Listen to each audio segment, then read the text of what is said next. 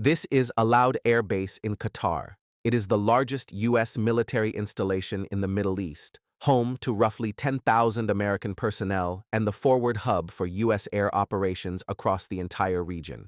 And it sits less than 200 kilometers from the Iranian coast. Now zoom out further. Iran doesn't just face the U.S. from across the Gulf. Over the past 20 years, it has built a network of allied forces that surrounds American positions from almost every direction. In Yemen to the south and Iraq to the west, in Lebanon to the northwest, the United States has spent more than $800 billion on its military this year alone. Iran's defense budget is roughly $10 billion. And yet, by almost every measurable metric in this conflict, the math is moving in Iran's favor. How does a country that spends $10 billion a year on defense against America's $800 billion end up with the strategic advantage? To understand why, you need to look at the map. Iran is not a small country. It covers 1.6 million kilometers, roughly the size of Western Europe, and most of that territory is mountain range and high desert plateau. The Zagros Mountains run along the west, the Alborz along the north. At the center is the Dasht Evir, one of the largest salt deserts on Earth. Its population of 90 million is concentrated around the mountain fringes, and its southern coastline sits directly on the Strait of Hormuz, the single corridor through which 20% of the world's daily oil supply moves. That geography translates into a cost problem the U.S. military was never designed to handle. And it starts with a simple ratio. Iran and its proxy forces are deploying mass-produced attack drones, many costing under $50,000 each. The U.S. responds with interceptor missiles that cost between $1 and $4 million per shot. That means every single successful intercept costs the United States up to 80 times more than it costs Iran to launch the attack. Now that ratio would be fine if the U.S. could sustain it indefinitely. But the American military supply chain was not designed for this kind of war. The U.S. military-industrial complex was built around Cold War logic: produce highly sophisticated, extremely expensive systems slowly and use them rarely. Iran's drone supply chain is built around the opposite logic: cheap, fast, and replaceable. When those two systems meet and sustain conflict, the one burning through resources faster is in Iran. And this matters beyond the Middle East. Every interceptor used over the Gulf is one fewer available for other potential flashpoints. Military planners have been warning for months that the pace of this conflict is cannibalizing stockpiles that were earmarked for contingencies in Asia. Iran didn't end up with this geographic reach by accident.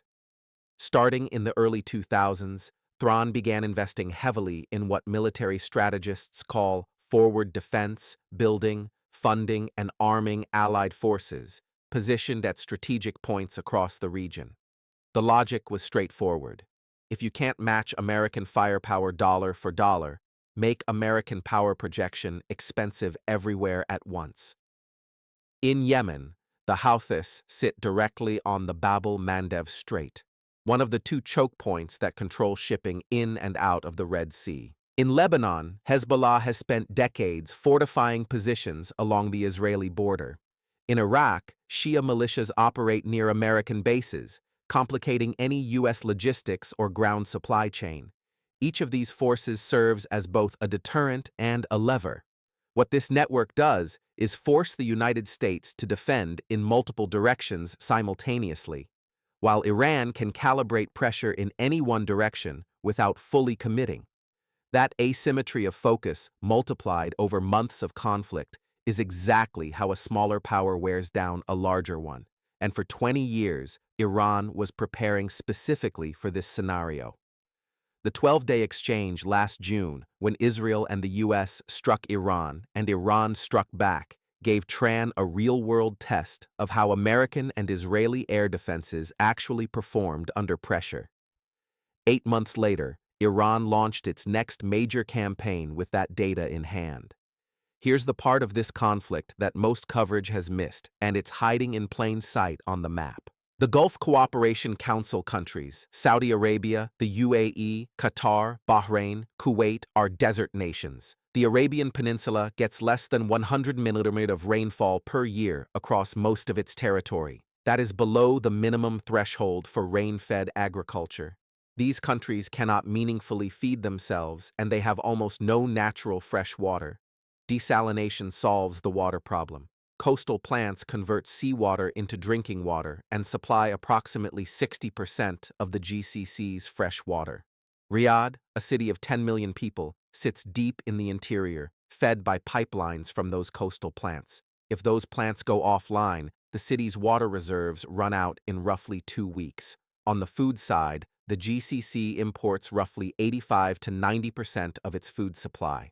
The shipping routes for almost all of it pass through either the Strait of Hormuz or the Bab-el-Mandeb, both of which are now under active pressure from Iranian or Iranian-aligned forces. What Iran is doing, and this is the part that reframes the entire conflict, is not trying to defeat the American military in direct engagement. It is applying pressure to the physical infrastructure that keeps the Gulf states alive. The water plants, the food routes, the energy terminals force those countries into crisis, and the United States faces a choice between an open-ended military commitment to sustain them or watching its most important regional partners destabilize from within. The geography has always looked like this. What's changed is that Iran now has the forces in place to actually exploit it. All of the pressure, the munitions math, the proxy network, the GCC vulnerability leads to a single strategic problem that the United States has not yet found a way around. Destroying a government from the air alone has never worked. Not in Vietnam, not in Serbia, not in Libya, not in Iraq. Regime change requires controlling territory, and controlling territory requires ground troops. If the United States is genuinely committed to changing the Iranian government, the only military path to that outcome runs through a ground invasion of a mountainous country of 90 million people, one that has spent 2 decades preparing specifically for that scenario. That creates a trap with no obvious exit. Air power alone cannot achieve the stated objective. Ground invasion is militarily catastrophic and has no public or congressional support. Negotiation is the third option, but Iran already watched one nuclear deal signed in 2015 get torn up by the next U.S. administration 3 years later. From Tran's perspective, any agreement a future president can dissolve with a pen isn't a guarantee worth making concessions for. The trap isn't just military, it's geometric. Every exit leads somewhere worse. The United States hasn't lost this war, but the forces we just walked through, the munitions math, Iran's 20-year proxy network, the physical vulnerability of the Gulf states, and the ground trap all point in the same structural direction. And underneath all of it is a geographic reality that existed long before this conflict started and will exist long after it ends. Iran's position on the map gives it leverage over routes, the infrastructure, and the energy systems that the modern global economy depends on. That leverage didn't appear today. It's been there for centuries. What changed is that Iran now has the military tools to actually use it. The question worth sitting with, if you were designing a strategy to pressure a superpower without fighting it directly and you had access to Iran's geography, would you do anything differently than what's happening right now? If you want more videos on geopolitics and geography, subscribe to True Geo and drop your answer in the comments. Is there a realistic off-ramp here, or did the geography already decide the outcome?